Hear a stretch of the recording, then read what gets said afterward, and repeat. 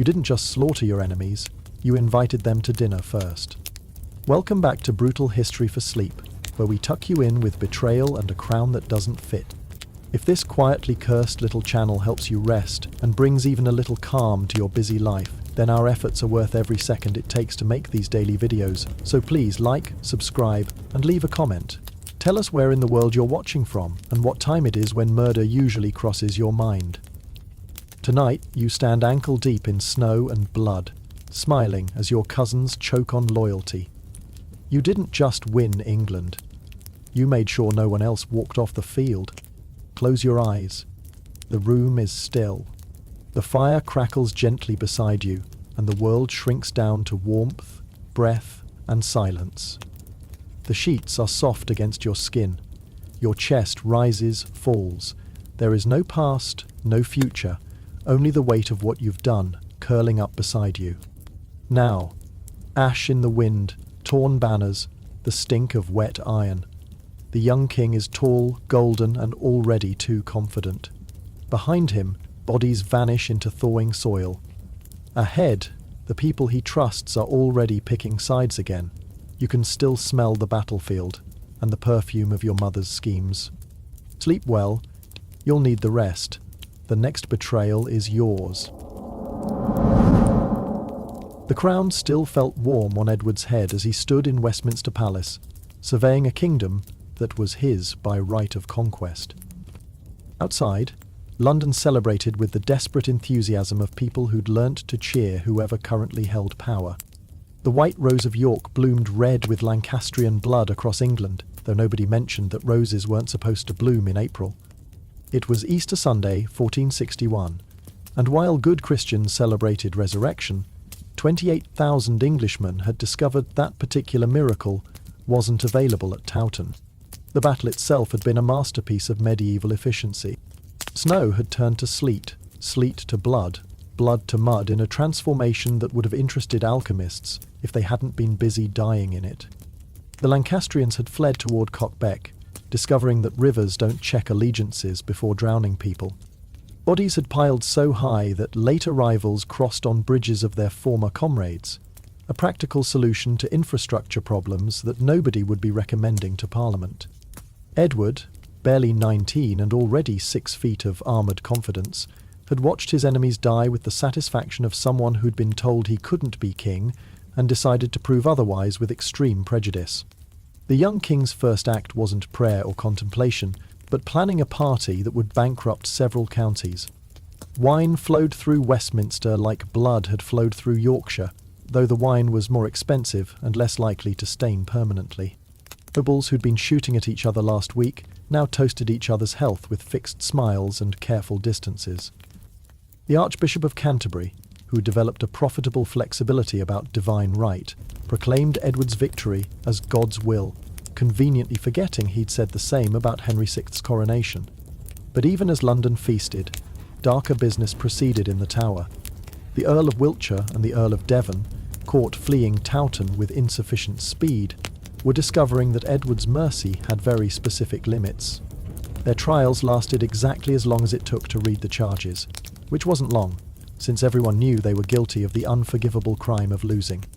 The executions were swift, professional, and served as helpful reminders that the new king might be young, but wasn't naive about the shelf life of defeated enemies.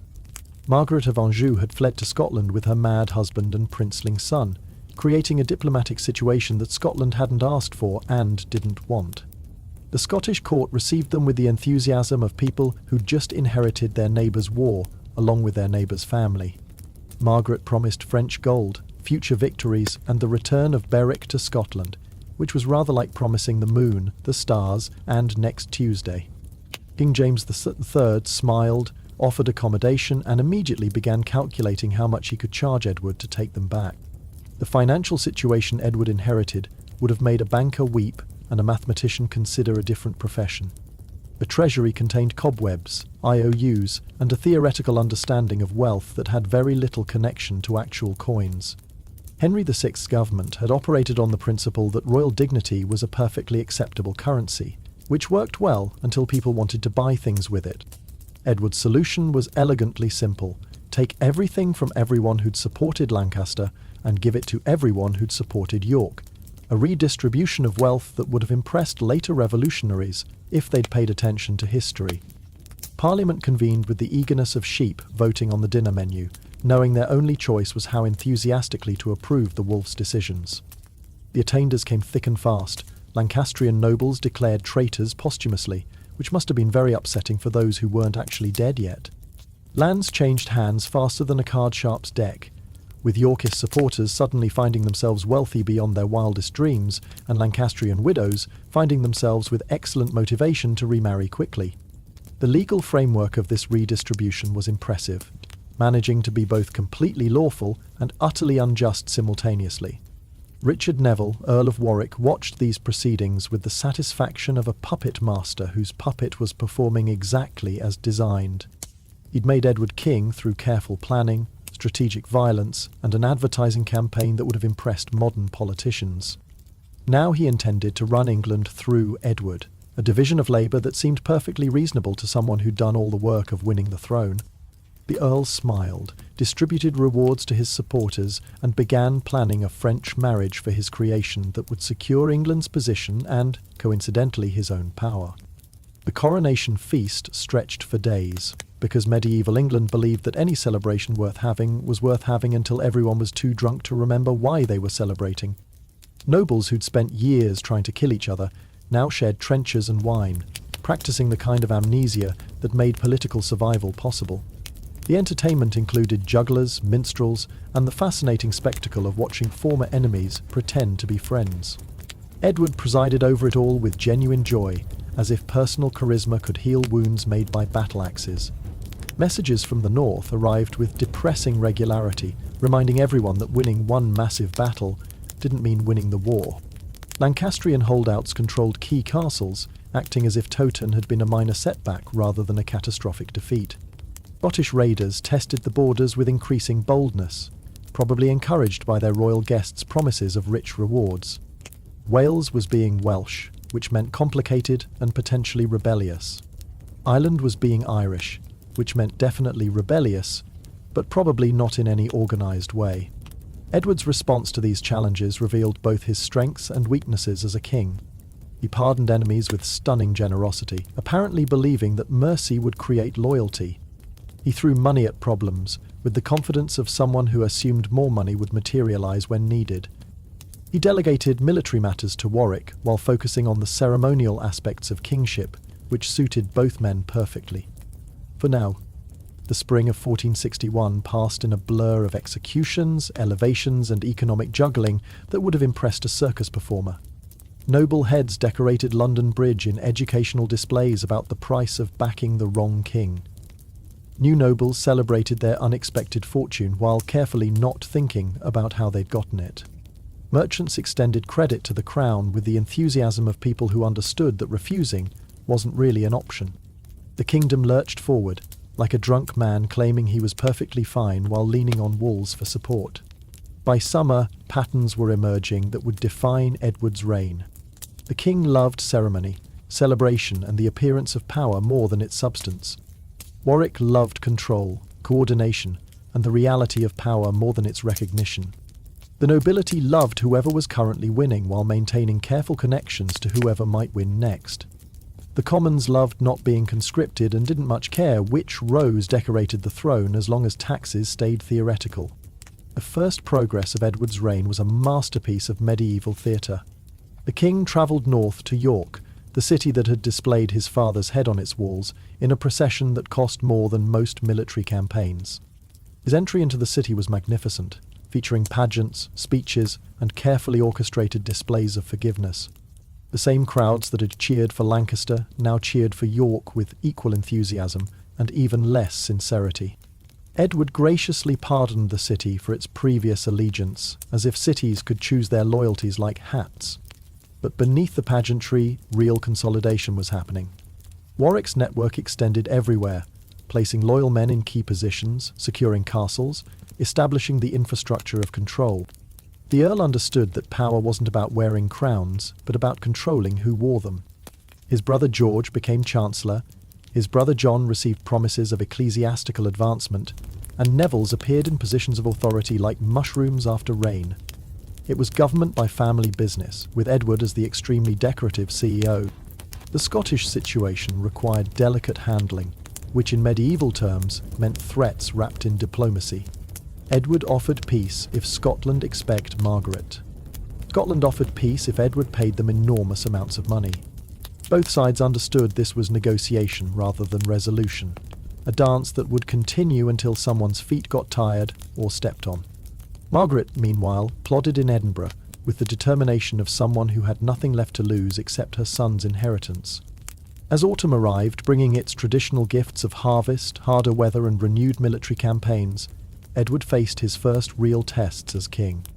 The Lancastrian castles in Northumberland needed reducing, the treasury needed filling, the nobility needed managing, the kingdom needed governing. The king's solution was characteristic. He would lead a magnificent military campaign, while Warwick handled the boring details of actually organising it. The sight of Edward in armour was genuinely impressive, like watching a golden statue come to life and start issuing orders. He looked every inch the warrior king, which was fortunate, since looking the part was increasingly his main contribution. The army that assembled was substantial, motivated by the promise of plunder and the fear of being thought insufficiently loyal. They marched north with banners flying and spirits high, ready to finish what Towton had started. But as they marched, other forces were stirring. In France, Louis XI was taking notes on English instability with the interest of someone who collected other people's weaknesses. In Scotland, Margaret was writing letters to anyone who might help her cause. In England itself, nobles who'd lost everything at Towton were discovering that desperation was a powerful motivator. The kingdom Edward had won was already showing cracks, though for now they were small enough to ignore. The year 1461 ended with Edward secure on his throne, but surrounded by the shadows of future troubles. He'd won the crown through blood, and would have to keep it the same way. The snow that had turned red at Towton would fall again, though when and where remained to be seen. For now, the young king celebrated Christmas in London with magnificent excess, apparently believing that enough wine and pageantry could wash away the bloodstains of civil war. Perhaps he was right. Perhaps he was simply postponing the reckoning. Time would tell, as it always did, usually in ways nobody expected or wanted. Edward IV's approach to reconciliation in 1462 was like trying to glue a shattered mirror back together with honey, sweet in intention, sticky in execution, and ultimately reflecting nothing clearly. The young king had decided that the best way to heal England's wounds was to pretend they didn't exist, a medical technique that worked about as well as expected. Within weeks of securing his throne, he was issuing pardons to former enemies with the enthusiasm of someone who'd discovered a new hobby and didn't quite understand the instructions. The pardon process began, reasonably enough, with minor Lancastrian supporters who'd had the good sense to surrender quickly. These men knelt before Edward, swore eternal loyalty with straight faces, and received forgiveness with grateful tears that might have been genuine if you squinted. But then the king's mercy developed ambitions. The Duke of Somerset, whose father and brother had died fighting York, was not only pardoned, but invited to share the royal household. This was either the most sophisticated psychological warfare ever attempted, or the most naive political decision, since someone thought naming a child Athelred the Unready was motivational. Henry Beaufort, Duke of Somerset, accepted Edward's friendship with the careful gratitude of a man handling unstable explosives. He rode with the king, hunted with the king, dined with the king, and probably spent every moment wondering when the other shoe would drop, hit him in the head, and turn out to be an axe. Edward seemed genuinely to believe that sufficient royal favour could transform blood enemies into loyal friends, like lead into gold but with more dinner parties. The court watched this performance with fascination, taking bets on how long it would last, and whether Somerset would die of poison, steel, or awkwardness. The financial mathematics of forgiveness created problems that would have challenged a modern economist. Every pardoned noble expected their confiscated lands back. Every Yorkist who'd received those lands expected to keep them. The solution involved a shell game of properties that moved titles around faster than a street conjurer with marked cards. Sir John got his manor back from Sir Richard, who received Sir Thomas's lands, who was compensated with Sir Robert's estates, which had already been promised to Sir William. By the time the music stopped, nobody was quite sure what they owned, but everyone was angry about it. The church observed this outbreak of Christian charity with professional interest and personal calculation. Bishops preached beautiful sermons about forgiveness while carefully maintaining records of who'd forgiven whom for what. The Archbishop of Canterbury, who'd crowned 3 kings in 5 years and was getting quite good at it, spoke movingly about divine mercy while privately wondering if he'd need to crown a 4th. Monasteries that had supported Lancaster discovered sudden enthusiasm for York, demonstrating the kind of spiritual flexibility that ensured institutional survival. Northern England required special handling, being both recently rebellious and strategically vital. Edward's solution was magnificently contradictory. He restored Percy to the earldom of Northumberland, displacing the Neville who'd earned it by actually supporting York. This decision made perfect sense if you assumed that rewarding enemies and punishing friends was a viable government strategy. John Neville accepted his demotion, with the kind of smile that suggested someone was keeping very detailed notes for future reference. The message was clear. Loyalty to York was negotiable, yesterday's treason was today's misunderstanding, and everything was apparently forgiven if you asked nicely enough.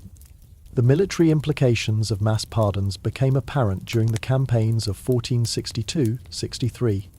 Edward's armies now included substantial numbers of recently pardoned Lancastrians, fighting alongside men who'd killed their friends at Towton. Command structures required the delicacy of a diplomat and the patience of a saint, neither of which were common military qualities. The plans had to account for the possibility that some participants might change sides mid-fight, adding an exciting element of uncertainty to already dangerous operations. Veterans of Towton found themselves trusting their backs to men they'd recently been trying to stab in them. The Scottish border provided constant reminders that not everyone was interested in Edward's Forgiveness Festival. Margaret of Anjou continued her correspondence campaign from Edinburgh, writing letters that promised restoration, revenge and rewards to anyone still listening. Scottish raiders, officially acting independently, but suspiciously well informed about English weaknesses, tested the borders with increasing boldness. The pardoned Duke of Somerset was sent to defend against these incursions, a task that required him to fight against his former allies while surrounded by his former enemies. It was the kind of assignment that drove men to drink or treason, sometimes both. Edward's court during this period resembled a particularly tense family reunion where half the family had recently tried to murder the other half. Lancastrian lords who'd accepted pardons mingled with Yorkist lords who'd granted them, everyone maintaining elaborate courtesy while calculating distances to the exits. Dinner conversations were masterpieces of saying nothing while implying everything. The weather was a very popular topic, being both neutral and metaphorically appropriate. Nobody mentioned that the last time many of these men had met, they'd been trying to separate each other's heads from their shoulders. The economic strain of forgiveness was becoming apparent to everyone except Edward. The Crown's finances, already theoretical, were being stretched to support a reconciliation policy that required actual money. Pardoned nobles needed their incomes restored to maintain their dignity and loyalty. Yorkist supporters needed compensation for their losses. The military needed funding to suppress the rebellions that kept sprouting despite all this forgiveness. Italian bankers were beginning to ask awkward questions about repayment schedules, showing a disappointing lack of faith in the power of royal optimism. The propaganda war was particularly interesting. Royal proclamations praised the king's Christian mercy, while carefully not mentioning how many Christians he'd killed to get the throne. Ballads celebrated the unity of England, while everyone could see the divisions. Chronicles written during this period had to perform linguistic gymnastics to explain how yesterday's traitors were today's loyal subjects. The official line was that England had never been more united, which was true if you didn't count the parts that were actively rebelling. Warwick watched this forgiveness festival with the patience of a cat observing mice discussing cheese distribution. He implemented the king's policies with perfect efficiency, while privately calculating their cost. Every pardoned enemy was a potential future rebel. Every restored estate was a financial burden. Every act of mercy was a sign of weakness to those who understood power. But the Earl smiled, nodded, and continued building his own networks, while Edward built castles of reconciliation on foundations of sand. The Christmas court of 1462 was a masterpiece of forced unity. Pardoned Lancastrians sat at the same tables as the Yorkists who'd killed their kinsmen, everyone pretending this was perfectly normal. The entertainment carefully avoided any references to recent events, focusing instead on safely ancient history and completely fictional romance. Edward presided over it all with genuine pleasure, apparently believing his own propaganda about national healing. The wine flowed freely, which helped everyone maintain the illusion of friendship, or at least prevented them from acting on their actual feelings. By early 1463, cracks were appearing in the reconciliation policy. Some pardoned nobles were proving genuinely loyal, serving Edward with the dedication of converts. Others were more flexible in their interpretations of oath-keeping. The Duke of Somerset was showing signs of strain, caught between his gratitude to Edward and his loyalty to his family's cause. Letters from Scotland were becoming more frequent and more tempting. The north was stirring with the kind of unrest that suggested not everyone was as forgiving as their king. The spring campaigns of 1463 tested the policy to breaking point. Bamborough Castle, held by Lancastrian diehards, required a siege that involved pardoned Lancastrians besieging their former comrades. The negotiations were surreal, with former allies calling across the walls about surrender terms and weather conditions. When the castle finally fell, Edward pardoned most of the garrison, adding more reformed enemies to his growing collection. Only the most stubborn were executed, and even then with a reluctance that suggested the king was getting tired of killing people he might later want to forgive. The administrative burden of tracking who was pardoned, who wasn't, and who was pardoned but had reverted to rebellion was becoming overwhelming.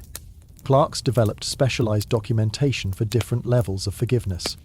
There was the basic pardon for simple rebellion, the enhanced pardon that restored property, and the premium pardon that pretended nothing had ever happened. A secondary market developed in pardons, with brokers who specialized in negotiating the best terms for repentant rebels. It was capitalism applied to treason, and it was working about as well as mixing oil with water. By summer 1463, Edward's forgiveness policy had created a kingdom where nobody was quite sure who was on which side. Former enemies worked together with professional courtesy and personal suspicion. Former allies wondered why their loyalty was worth less than their enemies' repentance. The court functioned like a complex dance, where everyone knew the steps, but not the music.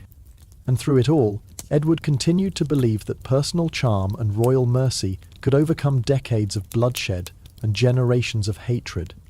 The harvest of 1463 was good, which was fortunate since the kingdom needed something to go right. Pardoned and unpardoned nobles brought in their crops together, united temporarily by the universal need to eat. But even successful harvests couldn't hide the fundamental problems. The treasury was empty, the borders were unsafe, and half the nobility was only pretending to be reconciled. Edward's solution was typically optimistic: throw a tournament to celebrate the peace that didn't quite exist. As 1463 turned toward winter, the limitations of forgiveness were becoming apparent. Some wounds were too deep for pardons to heal. Some enemies were too committed for mercy to convert. Some problems required solutions beyond the king's considerable charm. But Edward continued his policy with the determination of someone who'd confused stubbornness with strategy. He would forgive his way to peace, or die trying. Given the nature of medieval politics, the latter seemed increasingly likely. The year ended with a kingdom that looked peaceful on the surface, but seethed underneath. Pardoned Lancastrians smiled at court while writing letters to Scotland. Yorkist lords accepted their diminished rewards while calculating future compensations. Warwick managed everything with efficiency while planning for contingencies the king refused to consider. And somewhere in Edinburgh, Margaret of Anjou listened to reports of Edward's mercy with the interest of someone who understood that forgiveness without strength was just weakness with better manners. Richard Neville, Earl of Warwick, began 1463 as the most powerful man in England who didn't wear a crown, a situation he found perfectly satisfactory, since crowns were heavy and made excellent targets. The Kingmaker had discovered that making kings was considerably more enjoyable than being one, offering all the power with none of the ceremonial tedium. He controlled the navy, commanded the respect of the nobility, and conducted foreign policy with the confidence of someone who knew that Edward preferred hunting to governing. It was the perfect arrangement. Edward got to be king, and Warwick got to run England. The Earl's daily routine was a masterpiece of organised power. Mornings began with correspondence from his vast network of informants, allies, and suppliants, each letter carefully coded in the language of medieval discretion. Afternoons were spent in council, where he guided discussions toward predetermined conclusions with the skill of a shepherd who'd convinced the sheep they'd chosen their own direction. Evenings found him at court, watching Edward charm the nobility while he, Warwick, made notes about which nobles needed watching, which needed rewarding, and which needed removing. It was exhausting work, but someone had to do it, and that someone certainly wasn't going to be a 19-year-old king who thought governance meant hosting feasts.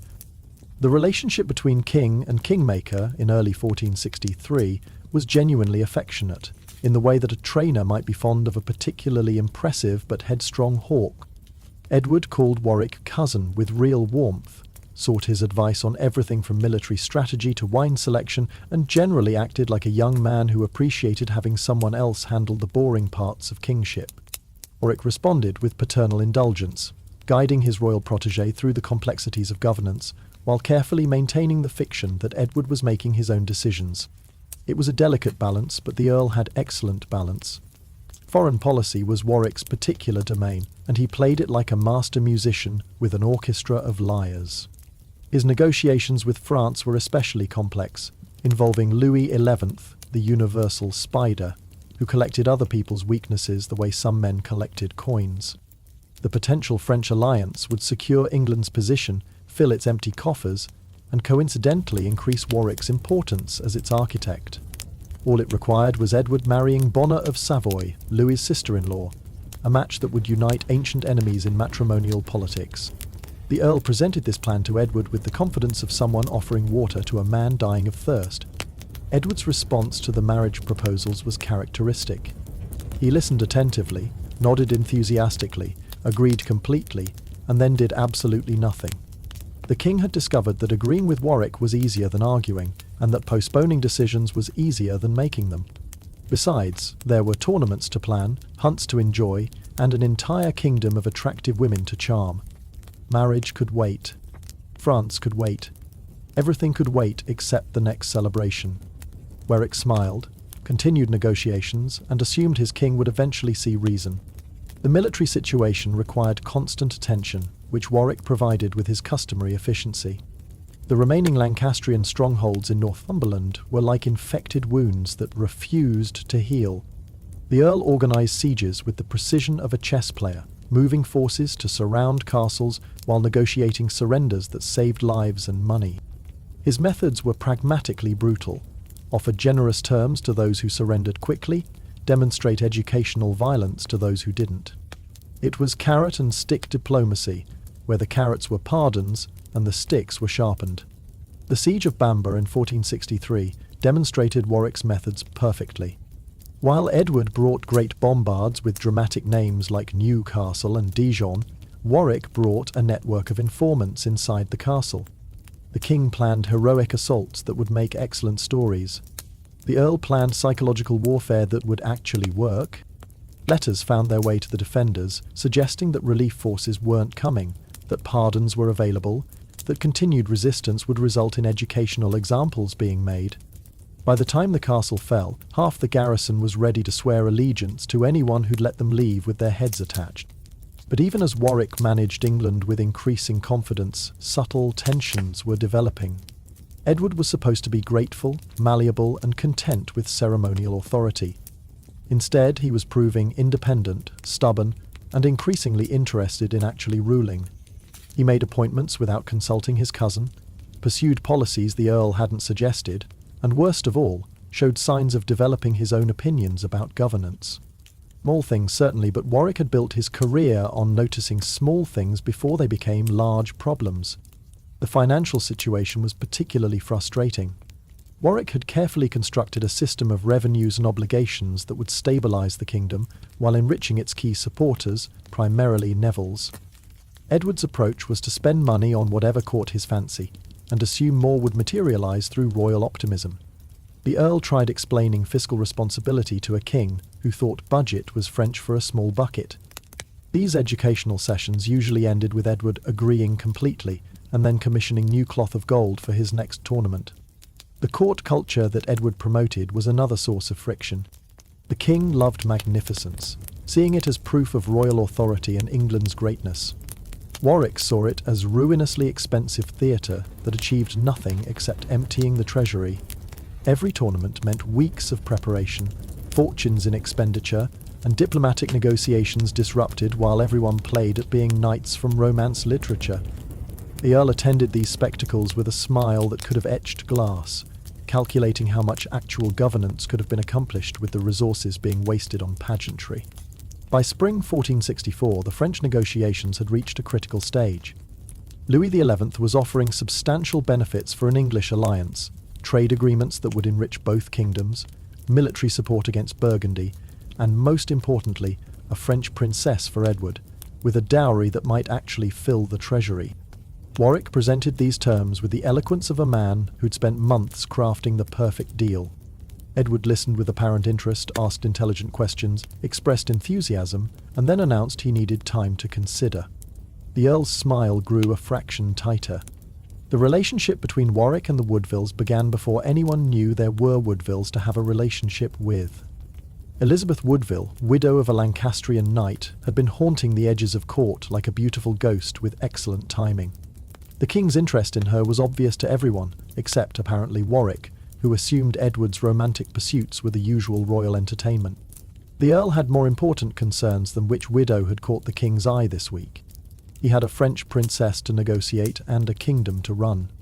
These secret meetings between Edward and Elizabeth in spring 1464 were secret only in the sense that everyone knew about them, but pretended not to. The king would announce urgent business that required his personal attention, then disappear for hours. His urgent business apparently required him to dress in his finest clothes and return looking suspiciously happy. Courtiers gossiped, servants whispered, and Warwick remained focused on important matters like preventing the kingdom from bankruptcy. After all, Edward had pursued women before, without any lasting consequences. May 1st, 1464, changed everything, though Warwick wouldn't know it for months. On that day, Edward secretly married Elizabeth Woodville, in a ceremony so private that historians still argue about where it happened. The king had chosen love over politics, personal desire over dynastic necessity, a pretty face over French gold. It was romantic, idiotic, and perfectly Edward. While Warwick continued negotiating for a French princess, the king was already married to an English widow. The Earl was about to discover that his puppet had cut its own strings. Summer 1464 passed in a haze of dramatic irony.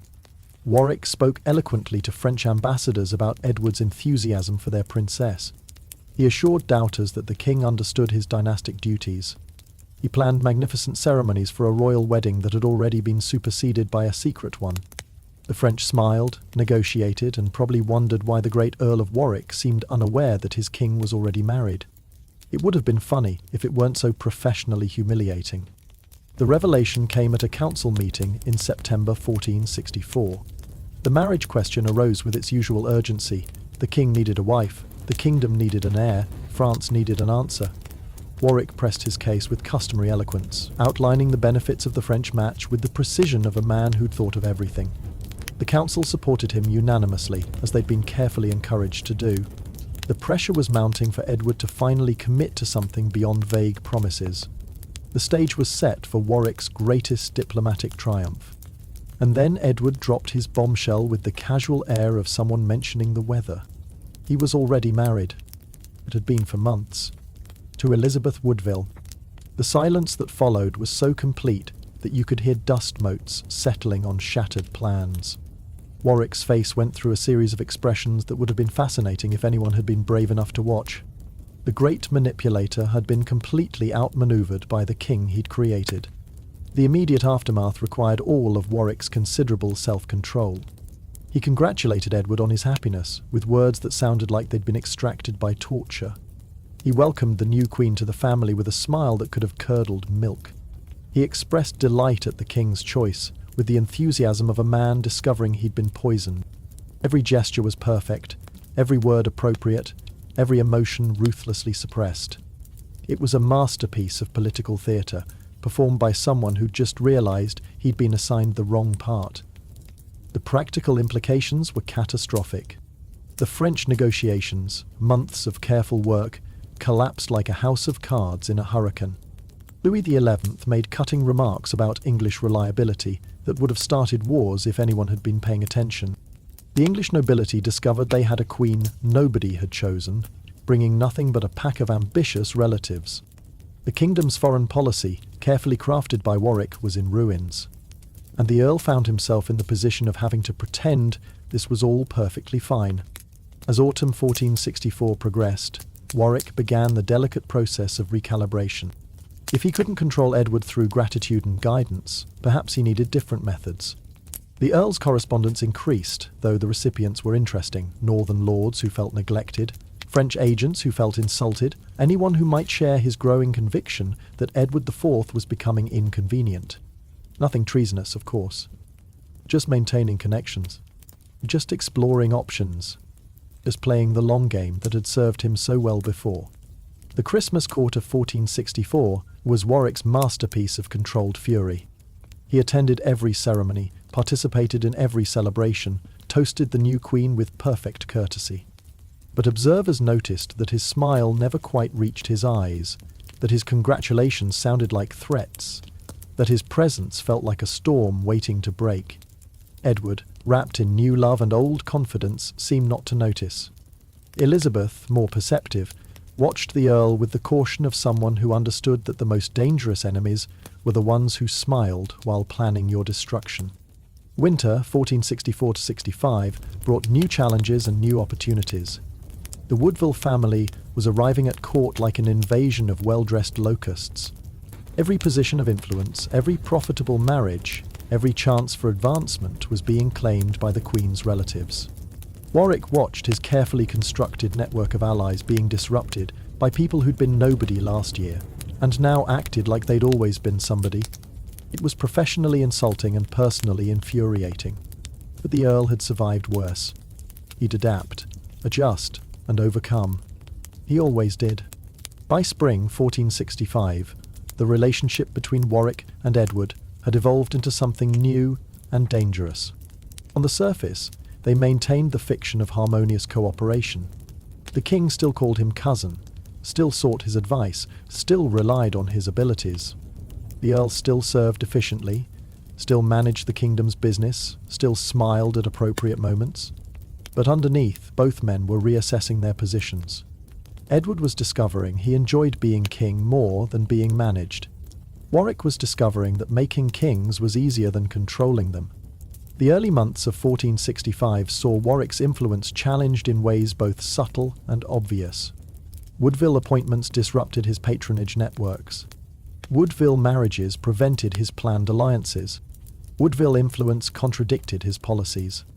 Every day brought new reminders that the king he'd created was no longer his to command.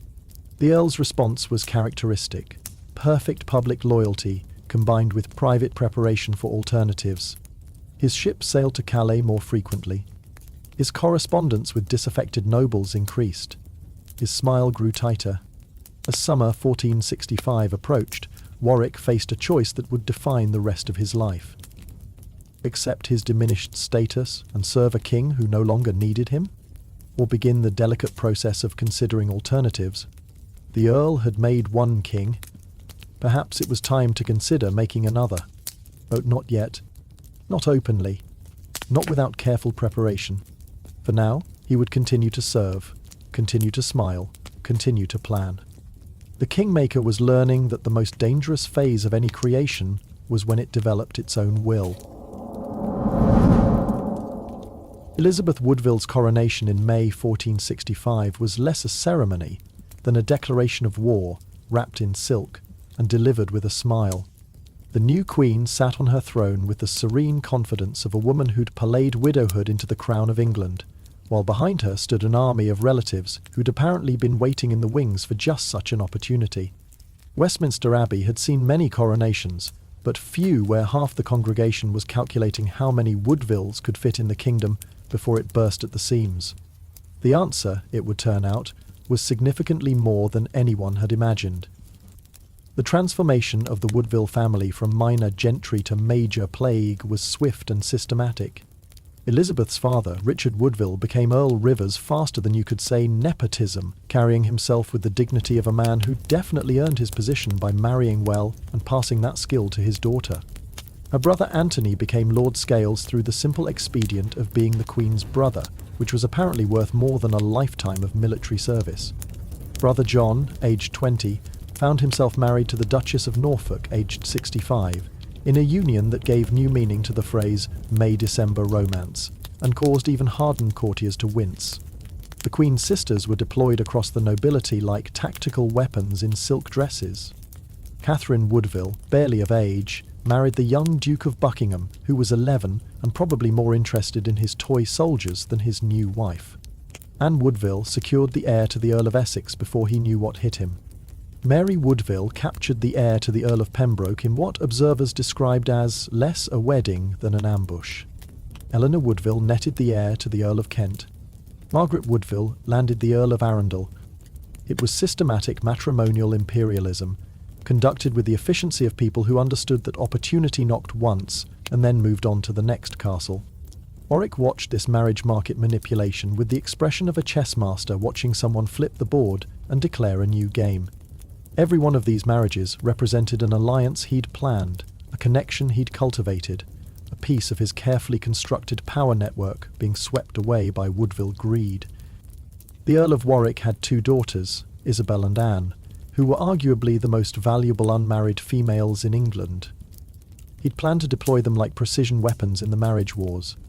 Now he watched lesser women married to greater men while his daughters remained unmatched, like thoroughbreds left in the stable while cart horses won the races. The financial implications of the Woodville ascendancy were immediate and catastrophic. Every new title required lands to support it. Every marriage demanded a dowry that the crown couldn't afford. Every Woodville who discovered they were now noble expected to live like it, which involved expenses that would have embarrassed actual nobility. The Queen's mother, Jacquetta of Luxembourg, held court like she was still Duchess of Bedford, apparently forgetting that her first husband's death had theoretically ended her relevance 30 years ago. The treasury, already more theoretical than actual, was being drained to support what amounted to a parallel aristocracy with better clothes and worse manners. The established nobility's reaction was a masterclass in barely suppressed rage disguised as courtesy. The Duke of Buckingham discovered his 11-year-old heir was now married to a Woodville nobody. The Earl of Essex found his carefully planned alliance disrupted by a Woodville marriage. Ancient families who'd served kings since the conquest watched, jumped up, newcomers take precedence at court. The College of Heralds, whose job was to track noble bloodlines, suddenly had to pretend the Woodvilles had always been important, a fiction that required creative genealogy and willful blindness. Elizabeth herself presided over this transformation with remarkable skill. She'd learnt during her years as a Lancastrian widow how to survive in hostile environments, and she applied those lessons to being a Yorkist queen. Her beauty was a weapon she wielded with precision, charming the king while intimidating his court. When nobles complained about Woodville advancement, she listened with sympathetic attention and then promoted another brother. Her smile never wavered, her courtesy never failed, and her family's advancement never stopped. She understood that in the game they were playing, standing still meant falling behind. The cultural impact of the Woodville invasion was equally profound. They brought with them Burgundian fashions, French manners, and continental sophistication that made the established English nobility feel like provincial farmers at a palace ball. Suddenly the court was full of new dances, new customs, new ways of doing things that all seemed to originate with the Queen's family. The old guard found themselves outmaneuvered, not just politically, but socially, forced to adapt to customs imported by people they considered upstarts with pretensions. It was colonization in reverse, with the conquerors being conquered by their queen's relatives. The Queen's household became a power centre that rivaled the king's. Elizabeth gathered around her a collection of ladies who were either Woodvilles, married to Woodvilles, or hoping to marry Woodvilles, which covered most of the ambitious women in England. This feminine court within a court operated with its own rules, its own patronage networks, its own subtle influence on policy. Decisions that should have been made in council were sometimes made in the Queen's chambers, among the rustle of silk and the careful laughter of women who understood that proximity to Elizabeth meant proximity to power. Foreign ambassadors found the new situation baffling and occasionally insulting. They'd come to England prepared to deal with Warwick and the established nobility. Instead, they found themselves navigating a court where the Queen's family seemed to be everywhere, holding titles they'd never heard of and wielding influence they couldn't quite track. The Milanese ambassador wrote home that understanding English politics now required genealogical charts of the Woodville family, updated daily as new marriages were announced. The French were particularly insulted, having lost a potential royal marriage to what they considered a nobody with good bones and better timing. The religious implications of the Woodville rise were subtler but equally significant. The family displayed conspicuous piety, possibly to counteract whispers about the legitimacy of the king's marriage. Elizabeth's patronage of religious houses was generous and highly visible. Her family founded chantries, endowed masses, and generally acted like people who needed God's forgiveness for their rapid rise. The established church hierarchy, always sensitive to political winds, adjusted their sermons to praise the Queen's devotion, while privately wondering if such sudden elevation was entirely in accordance with divine will. The tournament culture of 1465-66 became a Woodville showcase. Anthony Woodville, now Lord Scales, challenged the Bastard of Burgundy to single combat in what was advertised as the chivalric event of the century. The propaganda was intense. Here was the Queen's brother defending England's honour against continental challengers. The subtext was equally clear. The Woodvilles were now players on the European stage, whether anyone liked it or not. The tournament itself was magnificent, expensive and slightly ridiculous, featuring pageantry that would have embarrassed actual knights and costs that definitely embarrassed the treasury. But beneath the pageantry, real damage was being done to England's governance. The Woodville marriages had disrupted carefully planned alliances that Warwick had spent years constructing. Their elevation had unbalanced the council, where suddenly every discussion had to account for Woodville interests. Their greed had strained already desperate finances, with each family member expecting revenues appropriate to their new status. Their foreign sympathies complicated diplomacy, with the Queen's Burgundian connections contradicting Warwick's French negotiations. Every decision now had to be filtered through the lens of Woodville advantage. The economic strain was becoming impossible to ignore. London merchants who'd extended credit to the Crown found themselves competing with Woodville demands for limited resources. Tax revenues that should have funded governance were diverted to support new nobles who contributed nothing but their relationship to the Queen. The Italian banking houses were beginning to ask awkward questions about repayment schedules and future securities. Even Edward, who had the financial awareness of a particularly optimistic butterfly, was beginning to notice that throwing money at Woodvilles wasn't solving the kingdom's problems. By late 1465, the Woodville domination was complete but precarious. They held titles, lands, and marriages that made them theoretically powerful. But they lacked the networks, the history, the deep roots that made power sustainable. Every position they gained created an enemy who'd lost it. Every marriage they made prevented another family's planned alliance. Every precedence they claimed at court reminded older families of their own diminished status. The Queen's family had won the peace, but in doing so they'd created conditions for a different kind of war. The Christmas court of 1465 was a Woodville triumph that felt like a threat. The Queen's family dominated the festivities, their new titles glittering as brightly as their new jewels. The entertainment was sophisticated, continental and slightly alien to English tastes, featuring allegorical pageants about roses blooming in winter that fooled nobody about their meaning. The established nobility participated with frozen smiles and careful courtesy, like people attending their own funeral and expected to enjoy the music. Warwick watched it all with an expression that could have etched glass, his smile never wavering, his eyes never warming. The psychological warfare between the Woodvilles and their enemies was conducted with exquisite courtesy. Every compliment contained a barb, every gesture carried meaning, every precedence was a battle. The Queen's family had learned quickly that power was performed as much as possessed. They dressed magnificently, spoke elegantly, and carried themselves with the confidence of people who knew their position depended on never showing weakness. Their enemies responded with equal magnificence and opposite intent, creating a court that glittered with mutual hatred. Winter 1465 brought no respite from Woodville ambition. Plans were already in motion for more marriages, more titles, more positions of influence. The Queen's younger sisters were approaching marriageable age, and suitable victims were being identified. Her brothers were accumulating offices, like collectors acquiring rare items. The family's reach extended into every aspect of government, trade, and society. They were everywhere, which was exactly where their enemies didn't want them to be. The international ramifications of Woodville dominance were becoming clear. England's foreign policy, previously managed by Warwick with careful calculation, was now subject to Woodville whims and connections. The Queen's Burgundian sympathies conflicted with the Earl's French negotiations. Her family's continental pretensions annoyed allies and enemies alike. Diplomatic missions found themselves dealing with Woodville interests that had nothing to do with England's needs. The kingdom's international standing, built on centuries of careful diplomacy, was being frittered away for family advantage. As 1465 drew to a close, the Woodville ascendancy had reached its zenith. They controlled the court, influenced the king, and dominated the social landscape. But their power was built on the single foundation of Edward's affection for his queen, and foundations that narrow had a tendency to crack.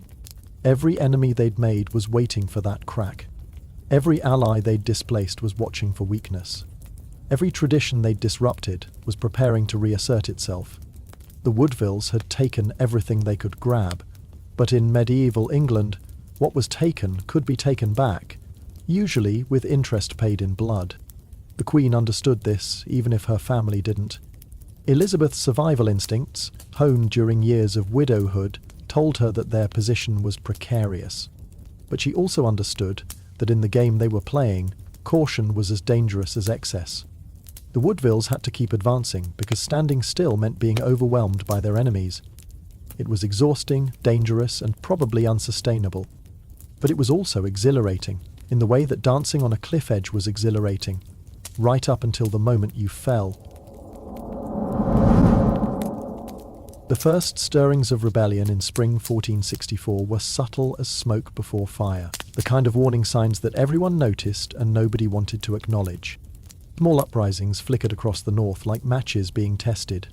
Not enough to start a real blaze, but sufficient to show that the kindling was dry and ready. The rebels called themselves loyal subjects of the king, which was interesting considering their main activity was defying royal authority.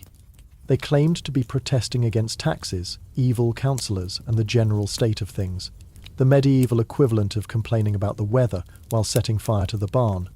These early disturbances had a curious pattern that suggested choreography rather than spontaneity. They erupted in areas where Warwick's influence was strongest, subsided when his forces arrived to restore order, and left behind no traceable connections to anyone important. The rebels were minor gentry and disaffected commons, the sort of people who appeared from nowhere and disappeared just as quickly when serious investigation threatened. But they were surprisingly well funded for peasants, surprisingly well informed for nobodies, and surprisingly coordinated for spontaneous uprising. Edward's response to these pinpricks was characteristically optimistic. He issued proclamations reminding everyone of his mercy and generosity, as if rebels could be pardoned into loyalty. He sent negotiators to discover grievances, though the grievances seemed to multiply faster than negotiators could document them. He even suggested holding a tournament to celebrate the inevitable reconciliation, because apparently armed rebellion was just a misunderstanding that could be resolved with jousting. Warwick handled the actual suppression with his usual efficiency, scattering rebels like chickens while carefully not catching whoever was feeding them. The revelation of Edward's secret marriage in September 1464 transformed these minor disturbances into something more focused. Suddenly, the rebels had a specific grievance. The king had been enchanted by a widow's wiles, led astray from his true counsellors, corrupted by feminine influence. The propaganda wrote itself, though someone with education was clearly helping with the spelling. Ballads appeared in taverns, lamenting the king's bewitchment. Pamphlets circulated describing the poverty of the realm while the queen's relatives grew fat. The criticism was always careful to blame the Woodvilles while praising Edward, like condemning the infection while supporting the patient. By winter 1464-65, the pattern was becoming embarrassingly obvious to everyone except Edward. Every Woodville marriage sparked new unrest. Every Woodville appointment generated fresh complaints. Every feast at court contrasted with hardship in the countryside, and somehow the rebels always knew exactly how much each feast cost. The coordination suggested planning at levels that minor gentry couldn't achieve alone. Money appeared from nowhere to fund their activities. Information flowed to them with suspicious efficiency. And always, Warwick arrived just in time to save the day. The Duke of Somerset's defection in December 1464 added legitimacy to what had been merely annoying. Henry Beaufort had been Edward's great experiment in reconciliation, the Lancastrian duke who'd been forgiven, trusted, and showered with honours. His departure for Scotland, citing Woodville insults and broken promises, demonstrated that even the most carefully cultivated converts could revert. The rebels gained a proper, noble leader, even if he was in Scottish exile. The propaganda gained a martyr to royal ingratitude. And Warwick gained another example of why his counsel should have been heeded. Spring 1465 brought innovation to the rebellion business.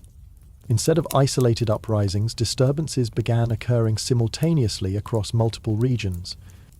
Yorkshire would erupt just as Wales stirred. The Scottish border would heat up precisely when the eastern coast needed attention. It was rebellion as performance art, designed to stretch royal resources and demonstrate royal weakness. No single uprising was serious enough to threaten the kingdom, but collectively they created an impression of a realm barely under control. Edward found himself playing an expensive game of whack-a-mole with rebels who had an annoying tendency to pop up wherever he wasn't. The propaganda war intensified with sophistication that suggested professional involvement. The king was never criticised directly, heaven forbid.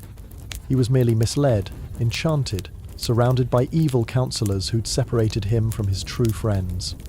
The Woodvilles were parasites draining the kingdom's blood. The queen was a sorceress who bewitched the king with feminine wiles. The solution was simple: remove the evil influences and restore the king to his faithful counsellors. Which counsellors, exactly, was left carefully unspecified, though anyone with functioning eyes could guess. Warwick's response to this orchestrated chaos was fascinating to watch. He expressed shock at such disloyalty. He proclaimed his determination to suppress all rebellion. He gathered forces with meticulous care and glacial speed. By the time his armies arrived, the rebels had usually dispersed, leaving behind just enough evidence to justify Warwick's expenses, but not enough to trace their backing. The Earl would then submit detailed reports about the danger these rebels posed and the need for stronger measures, preferably measures that increased his own authority. The financial cost of these suppressions was mounting faster than the treasury could handle. Every expedition against rebels required money the crown didn't have.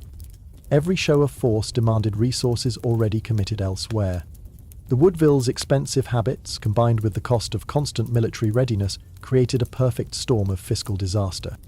Italian bankers were beginning to suggest that perhaps England might want to consider actually repaying some loans. London merchants were developing a suspicious reluctance to extend further credit. Even the church, usually good for a forced loan, was making pointed comments about rendering unto Caesar only after Caesar rendered unto his creditors. By summer 1465, the rebellion had evolved from annoyance to education. It was teaching dangerous lessons about the possibility of resistance. Lords who'd lost to Woodville advancement were learning that opposition was possible. Commons who'd suffered from taxation were discovering that collective action could be effective. Most dangerously, everyone was learning that Edward's throne, seemingly secure after Towton, could be shaken by determined opposition. The rebels hadn't won anything concrete, but they'd won something more valuable. They'd proven the king was vulnerable. The harvest season of 1465 brought predictable problems. Poor weather had damaged crops, raising bread prices and tempers simultaneously. The contrast between court luxury and countryside hardship became harder to ignore when people were hungry. But Ville weddings continued with obscene expense, while common folk tightened their belts and wondered why they were paying for parties they couldn't attend. The rebels gained new recruits from the ranks of the desperate and angry. Their message evolved from political grievance to economic justice, always carefully wrapped in loyalty to the king they were actively defying. Secret meetings became increasingly open secrets. Northern lords gathered to discuss local concerns that somehow always involved national politics. French agents distributed gold for trade ventures that never seemed to involve actual trade.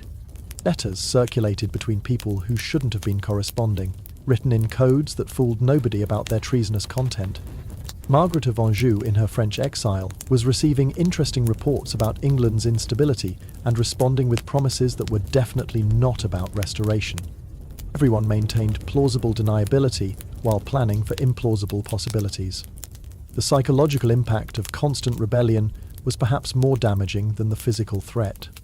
Edward could no longer travel without substantial armed escort. Royal officials found their authority questioned in regions that had been loyal. Tax collection became a dangerous profession, requiring military support. The machinery of government creaked under the strain of functioning in a kingdom where every decree might spark resistance. The king's response was typically Edward. He threw more parties, held more tournaments, and hoped the problem would resolve itself through the power of positive thinking. Warwick's evolution during this period was subtle but significant. His public persona remained the loyal cousin, the efficient administrator, the bulwark against rebellion. But his private actions told a different story. His correspondence increased with lords who'd suffered from Woodville advancement. His ships made more frequent trips to Calais, where interesting people gathered for interesting conversations. His northern affinity tightened into something resembling a private army more than a regional network. He wasn't rebelling, not yet, but he was creating the infrastructure for rebellion should it become necessary. The Christmas Court of 1465 was a study in contrasts and tensions. Inside Westminster, the Woodvilles celebrated another year of ascendancy with magnificent excess. Outside, England simmered with resentments that no amount of wine could wash away. The entertainment included elaborate pageants about unity and loyalty performed for an audience that embodied neither. Edward presided with his usual charm, apparently believing that sufficient celebration could overcome any crisis.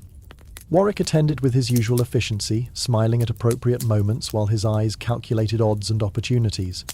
The theological implications of rebellion were carefully managed by all sides. The rebels proclaimed their loyalty to the king's sacred person while defying his secular authority. The crown condemned rebellion as sin while creating conditions that made it inevitable. The church preached obedience while accepting donations from both sides. Everyone agreed that God supported their position exclusively, though God seemed remarkably flexible about which position that was. Divine right was a powerful concept, but it became complicated when different people claimed divine support for contradictory positions. As 1465 drew to its close, the kingdom resembled a pot of water on a slow fire, not quite boiling but definitely heating up. The rebellions had failed in every tactical sense. No castles had been taken, no great lords overthrown, no dramatic victories achieved. But they'd succeeded strategically by demonstrating that resistance was possible, that the king could be challenged, that Woodville dominance wasn't inevitable. They'd shown that Edward's throne rested on foundations that could be shaken by determined opposition. Most importantly, they'd revealed the growing gap between the king and the man who'd made him king. The failed rebellions of 1465 were rehearsals for something larger. Everyone knew it, though nobody would admit it openly. The rebels had tested responses, identified weaknesses, built networks. They'd learned what worked and what didn't, who could be trusted and who couldn't, how far they could push before serious response threatened. They'd failed, but failure was an excellent teacher for those paying attention. And in the shadows, powerful people were paying very close attention indeed. Winter 1465 brought a deceptive calm. The rebellion subsided into sullen quiet, like a fever breaking but leaving the patient weakened. Edward celebrated this as victory, proof that his mercy and justice had triumphed. Warwick knew better. The calm wasn't peace, but preparation. The networks built during the rebellions remained intact. The grievances that sparked them remained unaddressed. The tensions that fed them were growing rather than diminishing. The failed uprisings of 1465 hadn't ended anything. They'd merely set the stage for what would come next. By late 1465, the illusion of unity at Edward's court had worn thinner than parchment in rain. Warwick still called Edward "Your Grace" at council meetings, but the words came out like coins counted by a miser, grudgingly and with perfect accounting of what was owed. The grand partnership that had won at Towton was now a performance that fooled nobody, though everyone pretended otherwise because the alternative was acknowledging that England's stability rested on a relationship that had curdled like milk in summer. In the great halls of Middleham Castle, the Earl sat up late into winter nights, writing letters that shouldn't be written to people who shouldn't receive them, planning futures that definitely shouldn't include the present king. Margaret of Anjou, the she-wolf of France, was receiving messengers again in her exile. They came by circuitous routes, these careful men with careful words, bearing offers that would have been treason if anyone admitted they existed. The former queen listened with the patience of someone who'd learnt that revenge, like wine, improved with age. Her son Edward, Prince of Wales, was growing into young manhood with his mother's iron will and his father's unquestionable legitimacy, a combination that made him infinitely more dangerous than his mad father had ever been. Every message from England told the same story, written in different hands. Division, resentment, opportunity. France was listening with the fascination of a spider watching flies argue about web ownership. Louis XI collected other people's civil wars the way some men collected books, studying them for useful patterns and profitable opportunities. His ambassadors met with Warwick's agents in Calais taverns, where wine loosened tongues and gold loosened loyalties. The Spider King understood that England's weakness was France's strength, and he was becoming very interested in English weakness. His offers were carefully vague: support for whoever would keep England divided, friendship for those who understood friendship's value, possibilities for men of vision who saw beyond current impossibilities. Warwick's transformation was happening in stages, so subtle that even he might not have recognized them all. In public, he remained the perfect servant, efficient, loyal, indispensable. He attended council, implemented policy, suppressed rebellions with just enough success to seem effective, but not enough to actually solve anything. But in private, different patterns emerged. His correspondence increased with lords who'd suffered from Woodville advancement. His ships docked in Calais more frequently than commerce required. His northern affinity gathered around him like a private army waiting for public purpose. He wasn't rebelling, perish the thought. He was simply maintaining options. The psychology of betrayal is complex when the betrayer has invested everything in what he's considering betraying. Warwick had made Edward king, risked his life for York, built the very throne he was now measuring for weaknesses. But gratitude, he was learning, depreciated faster than English currency. Every Woodville marriage marked his counsel. Every French negotiation that collapsed demonstrated his irrelevance. Every smile from the Queen reminded him that the boy he'd crowned had chosen a widow's bed over an earl's wisdom. The humiliation was personal, but Warwick was professional enough to transform it into something political. The practical preparations were masterful in their deniability. He wasn't gathering troops, merely ensuring his estates were properly defended in these troubled times. He wasn't negotiating with France, simply maintaining diplomatic contacts appropriate to his position. He wasn't building a coalition, just corresponding with old friends who happened to share certain concerns. Every action had an innocent explanation that would satisfy a casual observer. But taken together, they painted a picture of a man preparing for a future that didn't include his current king. Or at least not his current king. The financial networks supporting this maybe treason were particularly elegant. Money flowed through Calais like water through a lock, entering as legitimate trade and emerging as something else entirely. Italian banking houses, always eager for profitable ambiguity, provided credit against future possibilities that nobody specified too clearly. French gold arrived disguised as commercial transactions, payment for wool that somehow never quite made it to market. The same prosperity Warwick had helped create was funding its potential destruction, a irony that would have amused him if it had time for amusement. The propaganda war was conducted with exquisite subtlety. No direct attacks on the king, that would be treason and terribly crude. Instead, constant praise for the king, coupled with concern about those who misled him. No criticism of royal policy, that would be presumptuous. Instead, helpful suggestions about how policy might be better implemented if only certain obstacles were removed. The message was clear to those who wanted to hear it. Edward was a good king, tragically separated from good counsel by bad influences. The solution was equally clear, though nobody was quite ready to speak it aloud. The Woodvilles watched this performance with increasing alarm. They understood, perhaps better than Edward, that Warwick's loyalty had transformed into something more dangerous than open rebellion. But their position was delicate as frost. Accuse the king's cousin of treason without proof, and they'd seem paranoid. Wait for proof, and it might come in the form of their heads on spikes. They strengthened their own positions, secured their own alliances, prepared their own contingencies. If Warwick wanted a fight, they'd give him one. But not yet. Not without the king's understanding of what was coming. Edward himself remained remarkably oblivious, or perhaps remarkably optimistic, which in kings amounts to the same thing. He saw Warwick's efficiency and assumed loyalty. He noticed the Earl's absences and attributed them to necessary business. He received warnings about suspicious activities and dismissed them as Woodville paranoia. The king had the fatal flaw of believing everyone was as straightforward as himself. Betrayal from Warwick was literally unthinkable because Edward couldn't think it.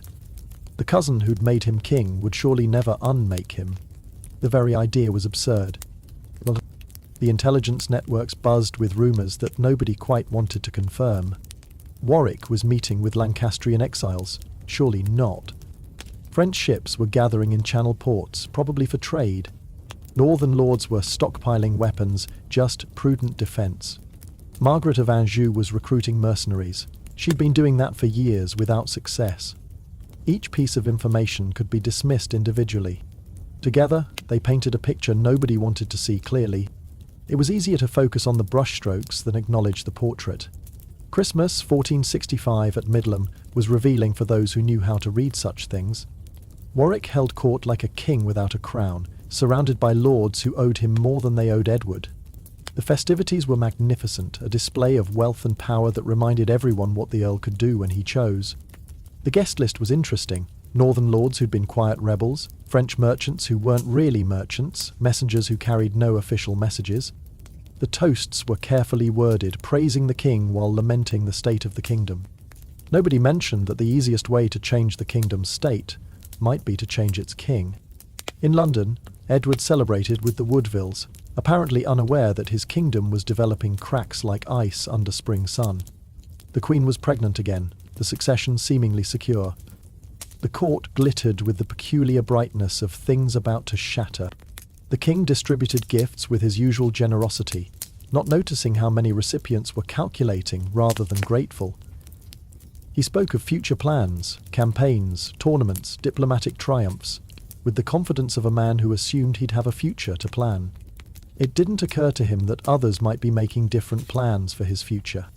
The psychological warfare between Warwick and the Woodvilles intensified without either side acknowledging they were at war.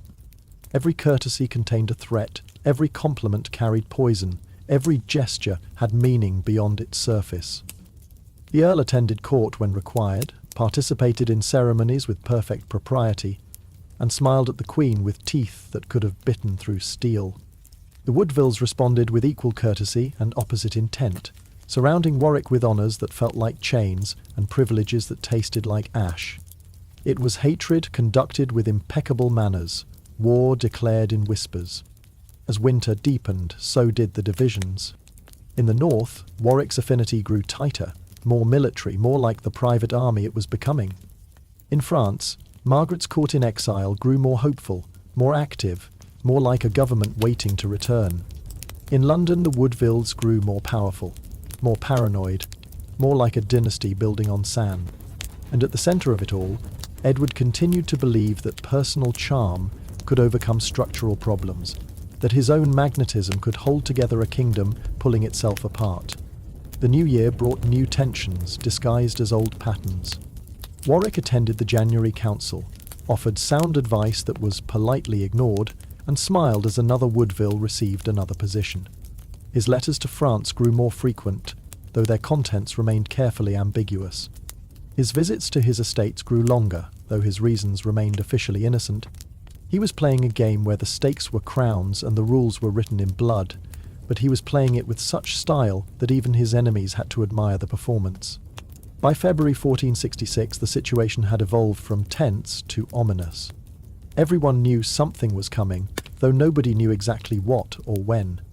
The failed rebellions of 1465 had been testing grounds. The networks built then remained intact, waiting. The grievances that sparked them remained unaddressed, festering.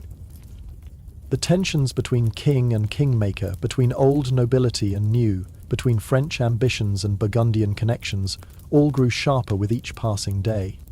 England was a kingdom holding its breath, waiting for someone to exhale. The ironies were multiple and exquisite. Warwick, who'd destroyed Lancaster, was now considering restoring it. Margaret, who'd fled from Warwick, was now considering alliance with him. Edward, who owed Warwick everything, was now the obstacle to Warwick's ambitions. The Woodvilles, who'd risen through one man's love, might fall through another man's hate. It was the kind of situation that would have been funny if it weren't so likely to end in blood. As spring approached, bringing its traditional gifts of better weather and worse politics, the kingdom balanced on a knife's edge. Would Edward's charm hold things together? Would Warwick's patience finally snap? Would Margaret return with French gold and French soldiers? Would the Woodvilles push too far too fast? Would England find peace or return to war? Nobody knew, but everyone was preparing for the worst while hoping for the best, which in medieval politics usually meant preparing for war while talking about peace. The Earl of Warwick went to bed each night in Middleham Castle, planning moves in a game where the board was England and the pieces were lives. He hadn't decided yet whether to play the game to its conclusion, but he was making sure that when the time came, he'd have all the pieces in place. The Kingmaker, who'd made Edward IV, was discovering that making kings was easier than controlling them. The question was whether he'd try to control this one or simply make another. Soon, very soon, decisions would have to be made. The letters from France were becoming more insistent. The northern lords were becoming more restless. The Woodvilles were becoming more unbearable. The king was becoming more independent. The situation was becoming more unsustainable. Something would have to give, and when it did, England would learn whether the Wars of the Roses were over or merely catching their breath. But that's a tale for another night, when Warwick's ships sail from Calais with purpose rather than pretense. For now, let the kingdom sleep in its fragile peace, dreaming of stability that doesn't exist, and unity that never was. Let Edward dream of tournaments and reconciliations. Let Warwick dream of power restored and counsel heeded. Let the Woodvilles dream of dynasties built on firmer foundations than a king's affection. Let Margaret dream of return and revenge. Tomorrow will bring its own catastrophes, its own betrayals, its own bitter lessons about the price of ambition. The snow that turned red at Towton will fall again, but not tonight. Tonight, the kingdom rests uneasily, like a patient between fevers. The butcher's bill has been paid in blood and victories, but new bills are being written in the dark, payable in betrayal and ambition. The failed rebellions of 1465 were merely the overture. The real performance awaits, though for now the actors maintain their places and speak their lines as if the play hasn't already changed. Sleep well, and dream of simpler times, when loyalties lasted longer than seasons and crowns stayed where they were placed. The morning will come soon enough, bringing with it the consequences of choices made in darkness. But for now, in this winter of 1465, let England rest in its exhausted peace, unaware that the Kingmaker who sleeps lightly tonight is dreaming of unmaking what he made. Good night. Thank you for listening, one last time. May your sleep be deep, your dreams quiet, and your mind at peace.